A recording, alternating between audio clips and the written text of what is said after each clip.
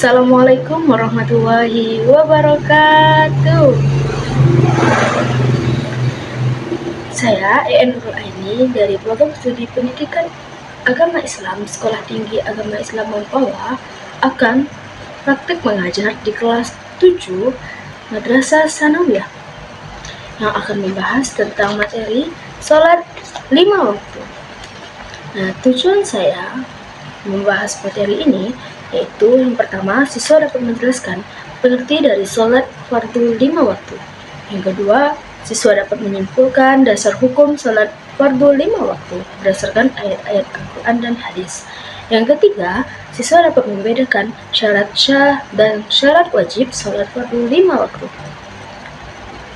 Yang keempat, siswa dapat menguraikan perkara-perkara yang membatalkan sholat fardu 5 waktu.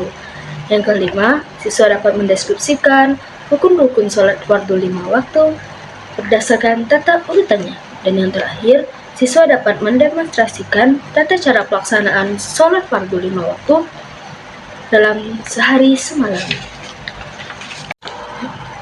Yang pertama, pengertian sholat fardu. Secara bahasa, sholat yaitu berdoa atau doa yang meminta kebaikan. Nah, pengertian ini selaras dengan kandungan Al-Quran Surah At-Taubah ayat 103 yang artinya, dan berdoalah untuk mereka, sesungguhnya doamu itu ketentraman jiwa bagi mereka. Nah, sedangkan menurut istilah, sholat merupakan semua perkara dan perbuatan tertentu yang dimulai dari takbir yang diakhiri dengan salam. Sholat yang diwajibkan itu sebanyak 5 waktu dalam satu hari semalam. Yang biasa kita kenal itu dengan sholat subuh, sholat zuhur, asar, maghrib, dan isya. Nah, sholat fardu itu hukumnya wajib bagi setiap orang muslim, baik laki-laki, perempuan. Nah, adapun syarat wajib dan syarat sah sholat itu ada beberapa. Yang pertama, kita masuk ke dalam syarat wajib sholat. Nah, yang pertama itu syaratnya harus beragama Islam, baik laki-laki maupun perempuan. Nah, yang kedua yaitu telah memasuki akil balik. Tapi bagi anak-anak yang belum akil balik, itu tetap sah melakukan sholatnya. Dan yang terakhir yaitu tidak hilang akalnya, kayak seperti gila, pingsan, atau terkena bius. Nah, yang selanjutnya yaitu syarat sah sholat.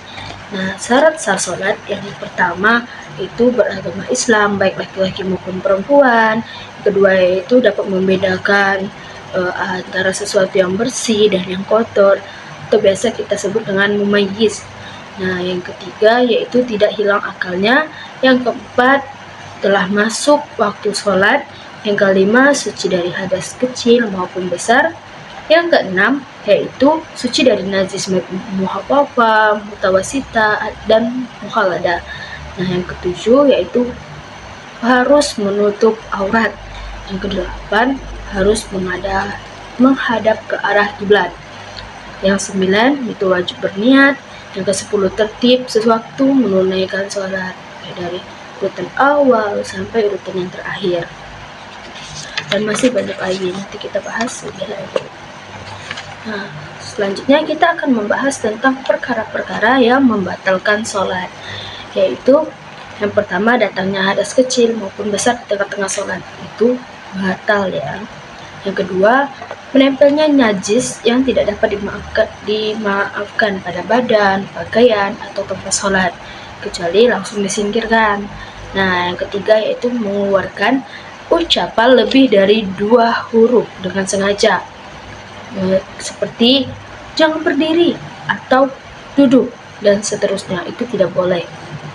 Yang keempat itu tertawa lebar ketika dalam sholat.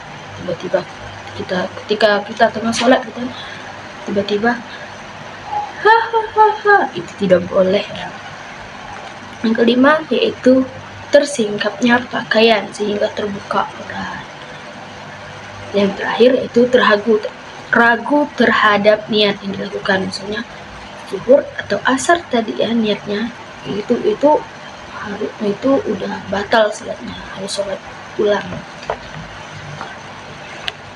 Nah, yang terakhir kita masuk ke rukun sholat fardu 5 waktu.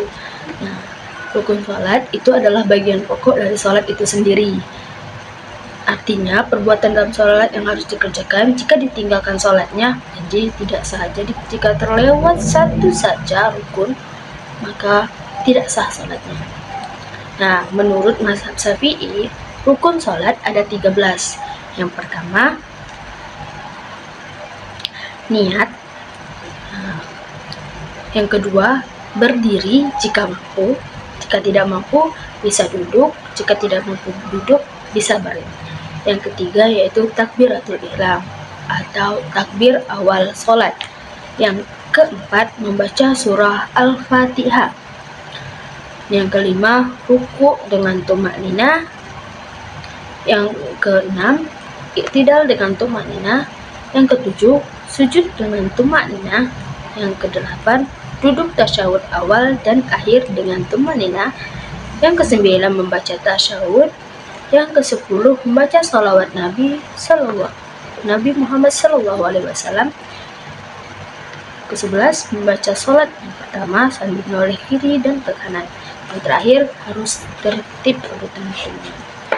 Nah, sumber yang saya gunakan yaitu dari buku paket fikih Madrasah Sanawiyah kelas 7 dari Kementerian Agama Republik Indonesia tahun 2020.